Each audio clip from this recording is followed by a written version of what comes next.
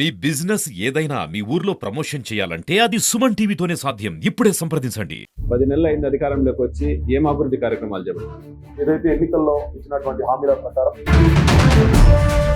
మున్నూరు కాన్స్టిట్యున్సీలో రాష్ట్రంలో ఎక్కడా లేని విధంగా వైసీపీ కార్యకర్తలపైన దాడి చేయించినారు. ఇది గుండాయిజం కదా అన్నా. ఇప్పుడు కొన్ని చోట్ల కొన్ని జరగలేదని చెప్పలేం, జరుగుతా ఉన్నాయి. మీరు పుంగనూరులో అధికార పక్షమా ప్రతిపక్షం? పోరాడే తప్ప. ఎందుకంటే మేము ప్రతిపక్షంలో నుంచి అధికారంలోకి వచ్చినాం. ఇప్పుడు అధికారం వచ్చిన తర్వాత మేము కూడా కొన్ని చోట్ల కట్టాల్సి వస్తుంది. మీరు చేసినారు. మిథున్ రెడ్డి గారి పైన ఎందుకు కేసు?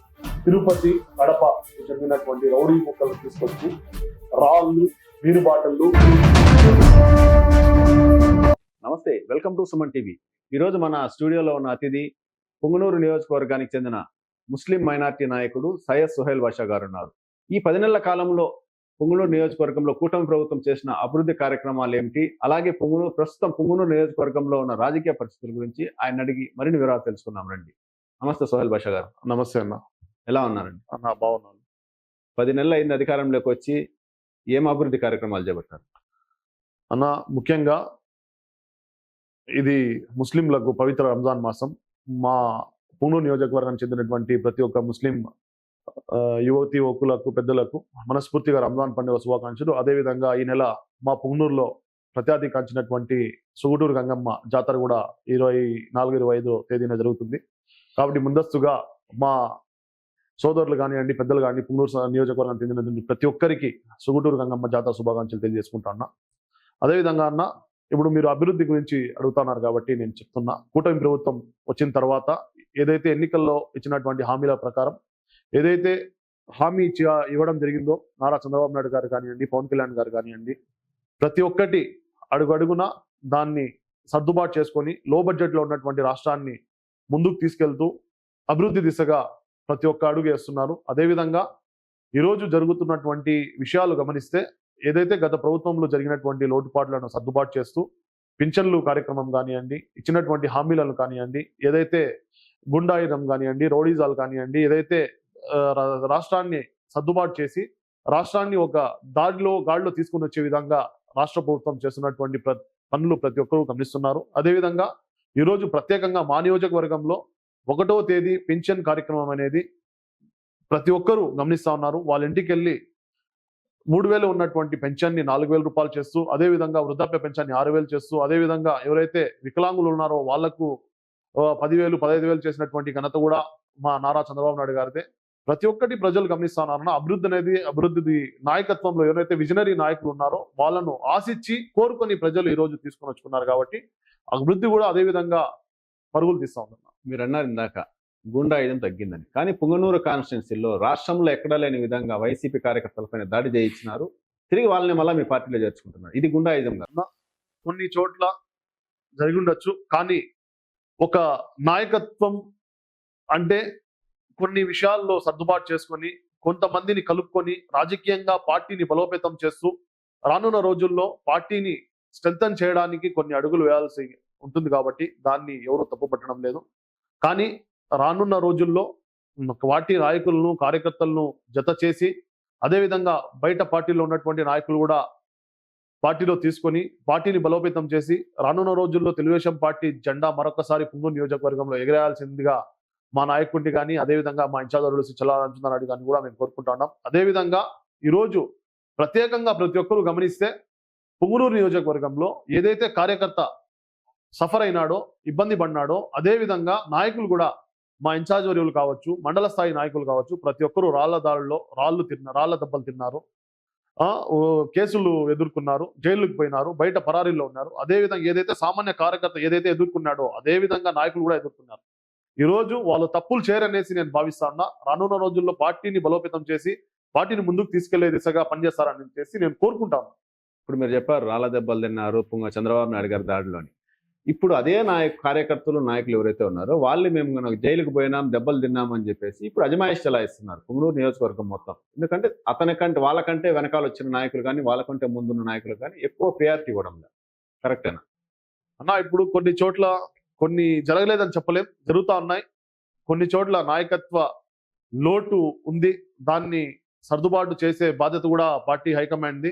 దగ్గరలో దాన్ని కూడా కవర్ చేసి హైకమాండ్ దృష్టి సాధిస్తుందని చెప్పి నేను కూడా తెలియజేసుకుంటా ఉంటాను. ఎందుకంటే కొన్ని చోట్ల మాకు పట్టు తక్కువ ఉన్న విషయం వాస్తవమే. ఆ రూట్స్ లో కూడా మా నాయకత్వం కొన్ని చోట్ల దాన్ని భర్తీ చేస్తూ కొంతమందిని నాయకత్వాన్ని ముందుకు తీసుకెళ్తూ ఏదైతే లోటుపాట్లు ఉన్నాయో దాన్ని సర్దుబాటు చేస్తూ ముందుకు పోతా ఉన్నారు. కొంత సమయం పడుతుందన్న, మనం ముందు వేచి చూద్దాం ఏం జరుగుతుంది. ఇంతకు మీరు పుంగనూరులో అధికార పక్షమా ప్రతిపక్షమా? ఖచ్చితంగా పార్టీ ప్రభుత్వంలో ఉంది కాబట్టి అధికార పక్షమే. కానీ ఎందుకంటే మొన్న ఇటీవల మున్సిపల్ ఆఫీస్ ముందర పోయి ధర్నా చేయడం, నా పనులు చేయడం, మా కార్యకర్తలకు కానీ మా వాళ్ళ మనుషులకు కానీ పనులు చేయడం లేదని చెప్పి ధర్నా చేశారు కదా, అందుకు అడుగుతున్నాను. మేము మా తత్వం ఏమంటే పోరాడే తత్వం. ఎందుకంటే మేము ప్రతిపక్షంలో నుంచి అధికారంలోకి వచ్చినాం. చంద్రబాబు నాయుడు ఒక పిలుపు మేరకు యువకులు రాజకీయాల్లో రావాలా, సామాజిక కార్యకర్తలు, సామాజికవేత్తలు ఎవరైతే ఉన్నారో, ప్రజాసేవలో నిమగ్నమే ఉన్నారో ప్రతి ఒక్కరూ రాష్ట్ర భవిష్యత్తు కోసం, రాష్ట్రాన్ని మంచి దిశగా తీసుకెళ్లేదానికి మీ యొక్క అవసరం ఉంది కాబట్టి మీరు రాజకీయాల్లో రావాలా అని ఒక పిలుపు మేరకు యువకులందరూ పెద్ద ఎత్తున ఈసారి 2019 నుంచి 2025 మధ్యలో ఏదైతే పోరాటాలు జరిగినాయో యువకులు పెద్దపీట వేసి పాల్గొన్నారు. పార్టీని విజయం దిశగా ప్రతి ఒక్క తెలుగు తమ్ముళ్ళు, ప్రతి ఒక్క తెలుగు సైనికుడు ఒక సోల్జర్, ఒక సైనికుడిగా పనిచేసి ఈరోజు రాష్ట్ర ప్రభుత్వాన్ని నిలబెట్టగలిగినారు. ఎందుకంటే గత ప్రభుత్వంలో ఎలాంటి అవాంఛనీయ సంఘటనలు, ఎలాంటి చర్యలు జరిగినాయో ప్రతి ఒక్కరు గమనించినాం. ఎంతమంది పైన రౌడీ షీటర్లు పెట్టినారు, ఎంతమంది పైన కేసులు వేసినారు, ఎంతమంది జైలుకి పోయినారు, ఎంతమందిని చంపినారు, ఎంతమందిని నరికినారు అనేది ప్రతి ఒక్కటి ప్రతిరోజు న్యూస్ లో చూసినాం, మీడియాలో చూసినాం. దాన్ని ఎదిరించి ముందుకు వచ్చిన వాళ్ళు సామాన్య కార్యకర్తలు. దాన్ని ఈరోజు మా నాయకులు కూడా సమర్థించుకుంటా ఉన్నారు. నిన్న పూతలపట్ల చెప్పింది కూడా అదే. పెద్దపీట వేస్తాను సామాన్య కార్యకర్తలకు, నాయకులుగా ఎదిగే అవకాశం ఇస్తాను. నాకు ముఖ్యం, మరీ ముఖ్యంగా నా పార్టీకి చెందినటువంటి కార్యకర్తలు, నాయకులే నాకు ముఖ్యం అని చెప్పడం జరిగింది. అదే దిశగా ఈరోజు వాళ్ళని పట్టించుకొని వాళ్ళకు ముందుకు తీసుకెళ్లే బాధ్యత కూడా పార్టీ హైకమాండ్ చంద్రబాబు నాయుడు గారు తీసుకుంటారు. అదేవిధంగా మా యువ నాయకులు లోకేష్ బాబు గారు కూడా తీసుకుంటారని నేను నమ్ముతా ఉన్నా. ఎందుకంటే వాళ్ళని ఆదర్శంగా తీసుకొని ఈరోజు మేమంతా రాజకీయాల్లో రావడం జరిగింది. ఇన్ని అవమానాలు, దాడులు సహించడం జరిగింది, కేసులు వేసుకొని జైలు పోవడం జరిగింది. అదే కదా నేను చెప్పినట్టుగా నేను ధర్నా చేయడానికి ముఖ్య కారణం ఒక కరప్ట్ ఆఫీసర్, ఒక వైఎస్ఆర్సీపీకి సపోర్ట్ చేస్తున్నటువంటి ఒక అధికారి వాళ్ళ దావతుల్లో, విందుల్లో చిందులేస్తూ వాళ్ళతో పాటు సిగరెట్లు తాక్కుంటూ, ఒక అధికారి అని మర్చిపోయి ఎక్కడ పడితే అక్కడ వాళ్ళతో పాటు సిగరెట్లు తాక్కుంటూ, వైఎస్ఆర్సీపీకి చెందినటువంటి కౌన్సిల్ని సపోర్ట్ చేసుకుంటూ, వైఎస్ఆర్సీపీ కౌన్సిలర్లతో, వైఎస్ఆర్సీపీ చైర్మన్తో చిందులేస్తున్నటువంటి కమిషనర్ని మేము ప్రజా సమస్యల పైన అడిగితే ఆయన స్పందించకపోతే మేము మా అధికారులు, అదేవిధంగా మా పెద్దలు కలెక్టర్ గారికి కానివ్వండి, మా పెద్దలు నాయకత్వాల దృష్టికి కూడా తీసుకెళ్ళడం జరిగింది. ఆ రోజు మేము ఒక సామాన్య కార్యకర్త, మా తెలుగుదేశం పార్టీ సీనియర్ కార్యకర్త, ఆయనకు జరిగినటువంటి అన్యాయం గురించి ప్రశ్నిస్తే మీ వల్ల ఏమైతే చేసుకోండి అన్నారు. మేము చేయగలిగింది ఒకటే, మా సమస్యను ఎత్తి చూపగలుగుతాం. మేము మా హైకమాండ్ దృష్టికి కూడా తీసుకెళ్లడం జరిగింది. మన మున్సిపల్ శాఖ మంత్రి వర్యులు నారాయణ సార్ దృష్టికి కూడా తీసుకెళ్లడం జరిగింది, నారా లోకేష్ సార్ దృష్టికి కూడా తీసుకెళ్ళడం జరిగింది. మేము ఎదురు చూస్తా ఉన్నాం చర్యలు ఎప్పుడు ఉంటాయనేసి. దగ్గరలో కూడా చర్యలు ఉంటాయని నేను ఆశిస్తా ఉన్నా. దీనిపైన కఠినంగా చర్యలు ఉంటాయన్న. ఆ విషయంలోనే ఇప్పుడు మిమ్మల్ని అధిష్టానం కూడా మందలించినట్లు తెలుస్తుంది. ఎందుకంటే మనం అధికారంలో ఉండగా పోయి మీరు ధర్నా చేయొద్దండి అని చెప్పేసి అధికార పార్టీ మీ అధిష్టానం కూడా మందలించారని చెప్పి తెలిసి.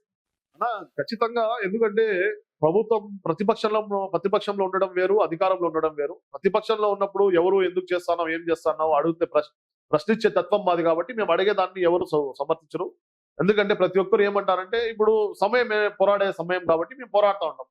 మేము అదే రీతిలో ముందుకు వచ్చాం కాబట్టి ఇప్పుడు అధికారం వచ్చిన తర్వాత మేము కూడా కొన్ని చోట్ల తగ్గాల్సి వస్తుంది, అధికారులు కలుపుకోపోవాల్సి వస్తుంది. కానీ మాకు వేరే ఏ అధికారులతో లేని సమస్య కేవలం ఒక మున్సిపల్ కమిషనర్తో ఎందుకు వస్తుంది మీరు ఆలోచించాలి. పుంగనూరులో పోలీస్ అధికారులు ఉన్నారు, రెవెన్యూ అధికారులు ఉన్నారు, తహసీల్దార్ గారు ఉన్నారు, వేరే ఆర్టీఓ గారు ఉన్నారు, వేరే అంతమంది అధికారులు ఉన్నతో వాళ్ళతో లేని సమస్య కేవలం ఒకే ఒక మున్సిపల్ అధికారితోనే మాకు ఎందుకు వస్తుంది. అదే అందరూ అంటా ఉండేది, అందరూ వింటా ఉన్నారు.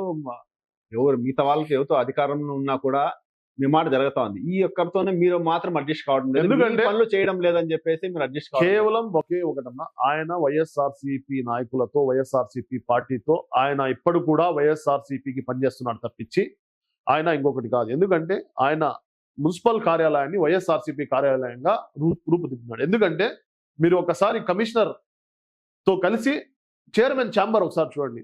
ఛాంబర్ ఎక్కడ ఉంది? చైర్మన్ ఛాంబర్ వచ్చి మున్సిపల్ కార్యాలయంలో ఉంది. మీరు మున్సిపల్ కార్యాలయంలో వైఎస్ఆర్సీపీ కార్యాలయం ఉన్నట్టు పెద్దది జగన్మోహన్ రెడ్డి ఫోటో పెద్దది ఫ్లెక్సీ పెడతారా మీరు లోపల మున్సిపాలిటీలో? పెద్దిరెడ్డి రామచంద్రారెడ్డి గారి ఫోటోలు పెడతారా? మిథున్ రెడ్డి గారి ఫోటోలు పెడతారా? అంటే అతను ప్రోటోకాల్ ఉంది కాబట్టి ఆయన పెడుతున్నారు. మీరు రాష్ట్ర ముఖ్యమంత్రి వర్యులది ఉప ముఖ్యమంత్రి పెడితే ఎందుకు తీసేశారు మీరు? అయితే అంటే ఇప్పుడు కూడా లేదా? మేము పెట్టిన తర్వాత కూడా వాళ్ళు తీశారన్న. దాన్ని మేము ఖండిస్తే అది మున్సిపల్ కమిషనర్ దాన్ని అడగకపోతే ఎట్లా?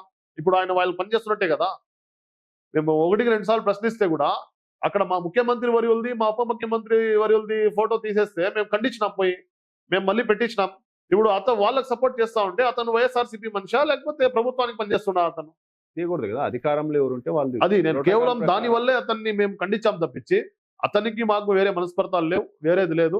కానీ అతను ఒక కరప్ట్ ఆఫీసరు, అతను ఒక వైఎస్ఆర్సీపీకి చెందినటువంటి నాయకులకు సపోర్ట్ చేస్తున్నాడని కేవలం అదే ఒక సమస్యతో మేము వాడిని ఖండిస్తున్నాం, ఆయన్ని వ్యతిరేకిస్తున్నాం తప్పించి మేము ఆల్రెడీ కలెక్టర్ గారి దృష్టికి కూడా తీసుకెళ్ళాం. ఇక్కడ మంచి నాయకుడు మంచి అధికారిని నియమించనని చెప్పి వాళ్ళు కూడా చర్యలు తీసుకున్నామని చెప్పారు. మున్సిపల్ శాఖ మంత్రి గారు కూడా చెప్పడం జరిగింది. అది చూద్దామన్నా, మేము వేచి చూస్తున్నాం.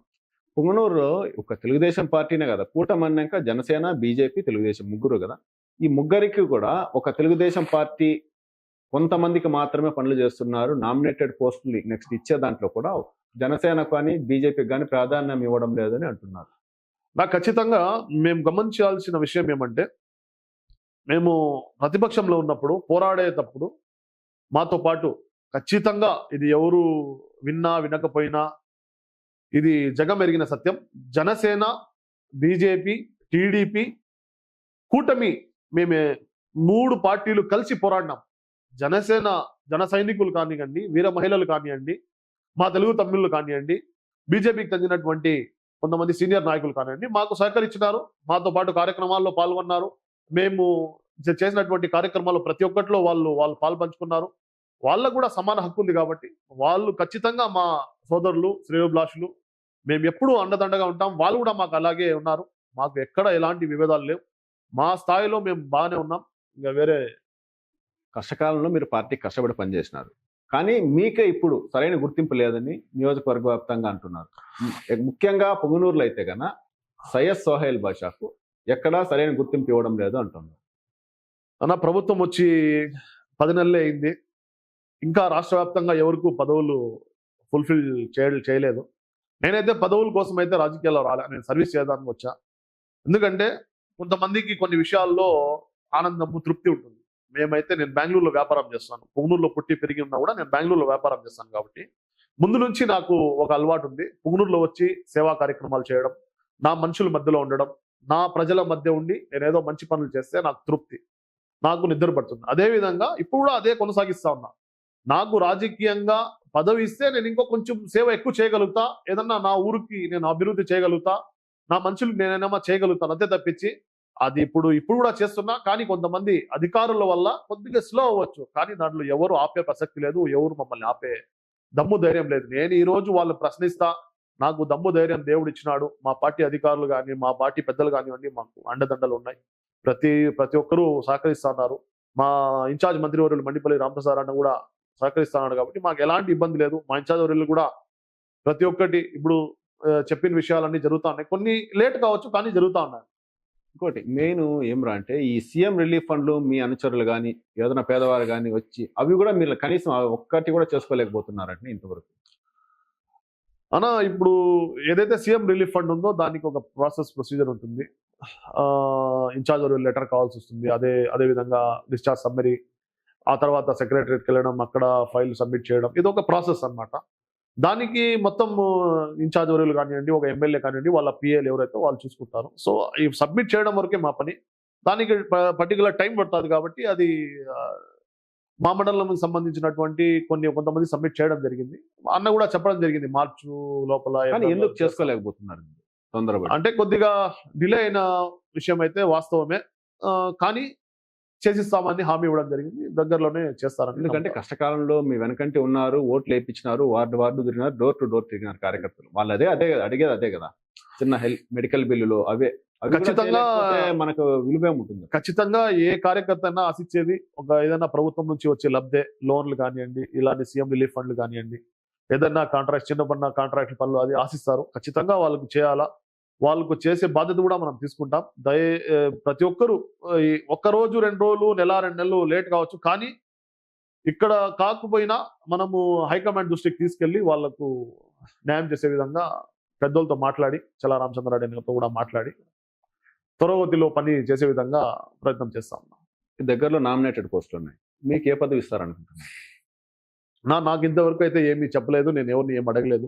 హైకమాండ్ మా పనితీరు, మేము చేసినటువంటి కృషి, మేము చేసినటువంటి శ్రమను ఉద్దేశించి పార్టీని ఏ విధంగా మేమైతే బలోపేతం చేయగలుగుతాం అనేది వాళ్ళు నమ్మితే, వాళ్ళు ఏ బాధ్యతలు ఇస్తారో దాన్ని స్వీకరించడానికైతే నేను సిద్ధంగా ఉన్నా. ఎందుకంటే ఒక అధికారంలో వచ్చిన తర్వాత ఏదన్నా ఒక పదవి ఉంటే ఒక బాధ్యతగా ఉంటుంది కాబట్టి, మనము చెప్పిన మాట ఒక అధికారి వింటాడు కాబట్టి, ఇప్పుడైతే సామాన్య కార్యకర్తగా ఉన్నాం, ఏదో మనం చేస్తా ఉన్న దాంట్లో ఒక నాయకత్వం కొంతమంది వినొచ్చు, కొంతమంది వినకపోవచ్చు, కానీ ఒక పదవి అనేది ఉంటే అధికారులు మాట వింటారు కాబట్టి మేము మా ప్రజలకు, మా నియోజకవర్గానికి న్యాయం చేకూరుస్తాం. అదేవిధంగా పార్టీని కూడా బలోపేతం చేసే దిశగా ముందుకు వెళ్తాం కాబట్టి పార్టీ హైకమాండ్ కూడా దృష్టిలో పెట్టుకొని ఏం చేస్తే అది మేము కూడా సర్వవశంగా భావిస్తాం.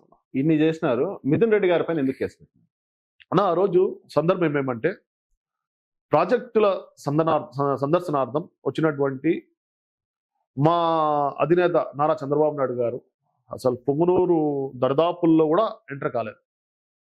ఆయన పైన కేసులు వేశారు. మచ్చలేని మనిషి పైన మచ్చ పెట్టారు. ఎన్నికలు అయిపోయినాయి. ఎన్నికలు అయిన తర్వాత ప్రాజెక్టులో భూములు కోల్పోయినటువంటి రైతులు మిథున్ రెడ్డి గారు పొంగనూరు పర్యటనలో భాగంగా వస్తున్నారు ఎంపీ రెడ్డప్పగన్న గారి ఇంటికి. మేము వెళ్ళి మాకు నష్టపరిహారం ఇవ్వాల అడుగుదాము, ఆయన ఇంతవరకు మాకు ఇవ్వలేదు అని అడగేదానికి వెళ్ళాం. నిరాయుధంగా ఏమీ లేదు, నడుచుకొని రోడ్లో వెళ్ళినాం వాళ్ళ ఇంటి ముందర. ప్రీ ప్లాన్డ్గా సుమారు 200 నుంచి 300 మందిని ఎస్వి యూనివర్సిటీ స్టూడెంట్స్ని కానివ్వండి, తిరుపతి కడపకు చెందినటువంటి రౌడీ ముక్కలను తీసుకొచ్చి రాళ్ళు, నీరు బాటళ్ళు, నీరు సీసాలు మా పైన దాడి చేసి సుమారు 15 నుంచి 20 మంది మా కార్యకర్తలు గాయపడినారు. కొంతమందికి చెవు గాయాలైనాయి, తలలు గాయాలైనాయి, తలలు పగిలినాయి, కొంతమంది రాడ్డులతో కొట్టి చేతులు కాళ్ళు విరిగినాయి. అలాంటప్పుడు కేసులు పెట్టక ఇంకేం చేస్తాము? అంటే మీరేం దాడికి పోలా, నిరాయుధంగా మా పైన బిల్డింగ్ పైన నుంచి రాళ్ళు వేస్తా ఉంటే, దాడి చేస్తా ఉంటే మా వాళ్ళు దాడులు తప్పించుకునేదానికి సెల్ఫ్ డిఫెన్స్ అంటారనా? సెల్ఫ్ డిఫెన్స్ అంటే ఎవరు లేరన్నా కొట్టేదానికి, వాళ్ళంతా బిల్డింగ్ లో దాక్కున్నారు. మా వాళ్ళు బయట ఉన్నారు, బిల్డింగ్ బయట రోడ్లో ఉన్నారు. అంటే అధికారంలో ఉండేది మీరు ఉండుకొని మీరు నష్టపరిహారం అడగడం. మా నియోజకవర్గంలో పార్లమెంట్ ఎంపీ అభ్యర్థి ఎంపీ వచ్చి మిథున్ రెడ్డి గారు, ఎమ్మెల్యే వచ్చి పెద్దిరెడ్డి రామచంద్రారెడ్డి గారు. ఇంకా ఎవరు కరగాలన్నా? అధికార పార్టీ నాయకులు వాళ్ళు ప్రాజెక్ట్ చేసింది, వాళ్ళు పిఎల్ఆర్ ప్రాజెక్ట్ సంబంధించినటువంటి సంస్థ చేసింది. గ్రీన్ ట్రిబ్యునల్ వాళ్ళ పైన వేటు వేసి ఫైన్ వేసింది వాళ్ళకి. వాళ్ళు కట్టకపోతే ఇంకెవరు కడతారన్నా? అంటే మీరు ముందుగా ఆయనకి ఇంటిమేట్ చేస్తారా మేము వస్తాం నష్టపరిహారం? మేము ఆల్రెడీ చెప్పామన్నా. మేము ఇప్పుడు ప్రజాప్రతినిధి వచ్చినప్పుడు ప్రజలు పోయి అడగేదానికి మేము ఇంటిమేషన్ చేయాల్సిన అవసరం లేదు. రోడ్లో మేము ఇట్లా పోయి అడగేదానికి వస్తారు అని తెలిస్తే వాళ్ళు జనాలు పిలుచుకుంటారు. వాళ్ళు ఆల్రెడీ ఇప్పుడు వాళ్ళ మైండ్ సెట్ ఎట్లుందంటే దాడి చేయాలా, ఏదో విధంగా ప్రజల్లో పోవాలా, మేము ఏదో విధంగా క్రియేట్ చేయాలా, అంటే పొంగనూరు ప్రజల్లో ఒక భయాందోళనటువంటి వాతావరణాన్ని సృష్టించాలా. పొంగనూరులో మా ఉనికి మేము కోల్పోకూడదు అనే విధంగా వాళ్ళు ఉన్నప్పుడు వాళ్ళు అదే చేస్తారన్నా. ఇంక వేరే వాళ్ళు అంటే పర్యటన అడ్డుకునేది మీరే కదా అన్నా? మేము పర్యటన ఏం అడ్డుకోలే. వాళ్ళు ఆల్రెడీ పర్యటనలో ఉండి వచ్చి ఇంట్లో ఉన్నాడు ఆయన. ఎవరు? ఎంపీ రెడ్డప్పన్న ఇంట్లో ఉన్నాడు. ప్రోగ్రామ్ రాకముందే, మిథున్ రెడ్డి గారు రాకముందే, రామచంద్రారెడ్డి గారు కానీ మిథున్ రెడ్డి గారు కానీ వాళ్ళ పర్యటన మేము పొంగనూరులో అడుగు పెట్టనియమో అని చెప్పి అది అంతకు ముందు అన్న. అది ఎమ్మెల్యే పెద్దిరెడ్డి రామచంద్రారెడ్డి గారు ఆయన అడ్డుకున్నారు, అడ్డుకోవడం జరిగింది. అది అయిపోయింది. ఇది ప్రాజెక్టుల్లో భూములు కోల్పోయినటువంటి రైతులకు న్యాయం చేయాలి. రైతులు రాలేదు కదా? రైతులు వచ్చినారని ఎందుకు రాలేదు? రైతులు వచ్చినారు. మీరు అక్కడ నింద రైతులు కదా. మేము టౌన్కి సంబంధించిన నాయకులు కాబట్టి మేము నాయకులు అక్కడ పోయినాం అంతే.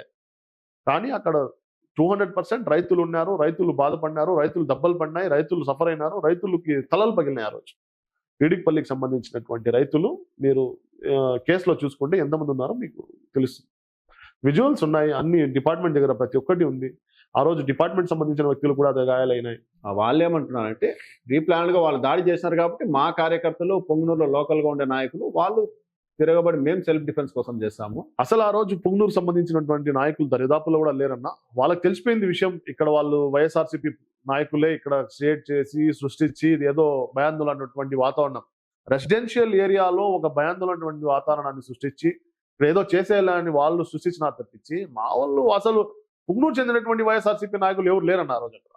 కొంతమంది ఏదైతే ఆ చోటమోటా నాయకులు ఎవరైతే ఉన్నారో వాళ్ళు ఉన్నారు, కొంచెము రౌడీజం చెలాయించుకుంటా ఉంటారే వాళ్ళైతే ఉన్నారు తప్పించి ఎవరైతే సాదాసీదా ప్రజలైతే ఎవరు లేరు. దానికోసమైనా లేదంటే అప్పుడు చంద్రబాబు నాయుడు గారి పైన మీ పైన కేసులు పెట్టి దాని ప్రతీకార చర్యలుగా మీరు దాడికి దిగినారు? నా ప్రతీకార చర్యలు చేయాలంటే ఇప్పుడు అధికారం చేతిలో ఉంది, పోలీస్ డిపార్ట్మెంట్ మా చేతిలో ఉంది. మా నాయకుడు ఎప్పుడు మాకు ఇలాంటి విషయాలు ఇలాంటి పనులు చేయాలని ఎప్పుడు ఎంటర్టైన్ చేయలేదు. కాబట్టి మేము ఎప్పుడు ఇలాంటి చర్యలకు ప్రతిచర్య మేము ఎప్పుడు చేయలేదు. చేయాలంటే 10 నిమిషాల పనన్నా. మమ్మల్ని సోమల్లో అడ్డుకున్నారు, నంజంపేటలో అడ్డుకున్నారు, కల్లూరులో అడ్డుకున్నారు, పుంగనూరులో అడ్డుకున్నారు. ప్రతి చోట మా పైన రాళ్ల దాడులు చేసినారు, మా బండ్లు ధ్వంసం చేసినారు, మా కార్యకర్తల్ని కొట్టినారు, మమ్మల్ని రాళ్లతో కొట్టినారు. ఇప్పుడు కూడా ఉన్నాయి, దెబ్బలు ఉన్నాయి. మేము కూడా ట్రీట్మెంట్ చేసుకున్నాం, మేము కూడా జైల్లో ఉన్నాం. ఏ రోజు వాళ్ళపైన కక్షపూరితంగా ఒక్క కేసు పెట్టలేదు. అదే అండి, మీరు జైల్లో ఉన్నారు కాబట్టి మిథున్ రెడ్డి గారి పైన జైలు పంపించాలని అవకాశాలు ఉన్నా కూడా మేము పెట్టలేదన్న. ఎవరిపైన కూడా సామాన్య కార్యకర్తలు కానివ్వండి, వేరే వాళ్ళకి ఎవరిపైన కూడా ప్రతీకార చర్యలో భాగంగా ఎవరిపైన మేము పడలేదు. ఇంతవరకు అవసరం కూడా లేదు. మేమేం రాజకీయం చేయాలని దురుద్దేశంతో దురుద్దేశం ఏదో సేవ చేయాలనే ఉద్దేశంతో రాజకీయాల్లో తిన్నాం తప్పించి వేరే వాళ్ళని ఇబ్బంది పెట్టాలా, మేము ఏదైతే ఇబ్బంది పడినామో మా ఇంట్లో మా భార్య బిడ్డలు మా తల్లిదండ్రులు ఏదైతే ఇబ్బంది పడినారో వేరే వాళ్ళ ఇంట్లో అలా పడాలా అని చెప్పేసి మేము కూడా అనుకోం కదన్నా. అర్ధరాత్రి సమయంలో 3 గంటల్లో వచ్చి మా వాచ్మ్యాన్ ని కొట్టి పైకి ఎక్కి లిఫ్ట్ ఆఫ్ చేసి 2 ఎస్ఐలు 4 కానిస్టేబుల్ 5 కానిస్టేబుల్ వచ్చి ధ్వంసం చేసి బెంగళూరులో ఇలాంటి చర్యలు మేము ఎవరిపైన చేయలేదే. అంటే మొట్టమొదటి అరెస్ట్ పుంగనూరు నియోజకవర్గంలో నాదన్న. అరెస్ట్ అనేది లేదు. ఆ రోజే కదా మనం చంద్రబాబు సార్తో కలిసి ఇంత చెప్పిన తర్వాతే కదా ఇవన్నీ అది వెలుగులోకి వచ్చినాయి. అంటే వీళ్ళు ఎదురు ఎవరు పోతే వాళ్ళ పైన పడడమే వీళ్ళు అలవాటుగా మరి. ఇప్పుడు ఆ పరిస్థితులు లేవన్నా. ప్రజలు కూడా అప్డేట్ అయినారు, వర్షన్ మారింది. ఎట్లయితే జనరేషన్ మారుతుందో అట్లా అన్ని మారుతా వస్తాయి. మనం కూడా అభివృద్ధి దిశగా పోతే ప్రజలు కూడా గమనిస్తారు.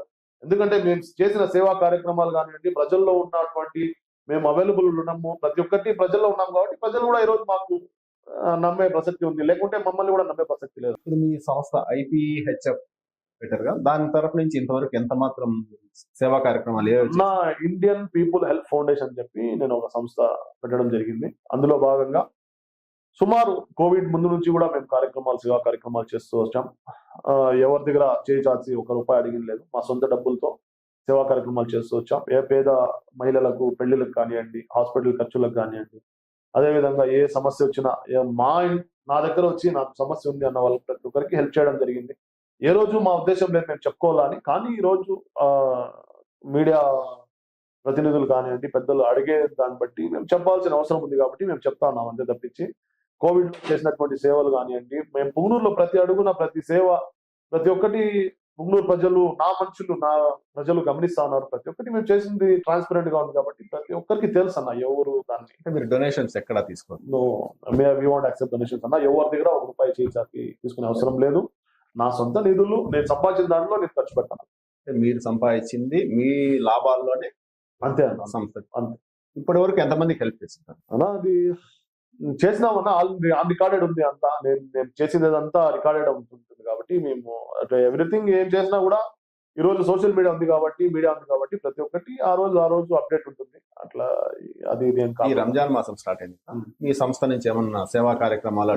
ప్రతి సంవత్సరము నేను ఈ రేషన్ కిట్స్ డిస్ట్రిబ్యూట్ చేయడం జరుగుతూ ఉంటుంది. ఇప్పుడు కూడా 15వ రంజాన్కి నేను ప్రోగ్రామ్ పెట్టుకోవడం జరిగింది. ఎవరైతే పేద మధ్యతరగతికి చెందినటువంటి పండగ జరుపుకోలేక ఇబ్బంది పడుతూ ఉంటారు వాళ్ళకు మా తరఫున ఒక రేషన్ కిట్ ఇవ్వడం జరుగుతుంది. అదేవిధంగా కొంతమందికి ఫైనాన్షియల్ సపోర్ట్ కూడా చేయడం జరుగుతుంది. ప్రతి ఒక్కరు పండగ అనేది ప్రతి ఒక్కరికి సంతోషంగా ఉండే ఒక పండగ. ప్రతి ఒక్కరు పండగ ముస్లింలకు ప్రత్యేకంగా 2 పండుగలే ఉంటాయి కాబట్టి బక్రీద్, రంజాన్. సో రంజాన్ పవిత్ర మాసం, 30 రోజులు ఉపవాస దీక్షల్లో ఉండి దేవుణ్ణి ప్రార్థిస్తూ ఉంటారు. అదేవిధంగా వాళ్ళు 31వ తేదీ 31వ రోజు పండుగ మంచి వాతావరణంలో హ్యాపీగా ఒక పూట బాగా ఫ్యామిలీ మొత్తం కూర్చొని భోజనం చేసే విధంగా ఏదో మా చేత అయినటువంటి హెల్ప్ మేము చేస్తామన్న. ఈ గంగ జాతరకు కూడా ఏమన్నా సేవా కార్యక్రమాలు చేయగలుగుతాం అన్న? గంగ జాతరకి ఏదో మా వంతు అయినటువంటి, ఎందుకంటే మా ఊర్లో చాలా వరకు పెద్ద ఎత్తున గంగా జాతర చేస్తాం. రాయలసీమలోనే మోస్ట్లీ చలివేంద్రము అలాంటి ఏదన్నా మేము చేస్తామన్నా మా సోదరులు చాలా మంది చేస్తా ఉంటారు. సో దాంట్లో మేము కూడా పార్టిసిపేట్ అయ్యి ఏదో ఒకటి చేస్తాం. ఓకే అండి, థ్యాంక్ యూ.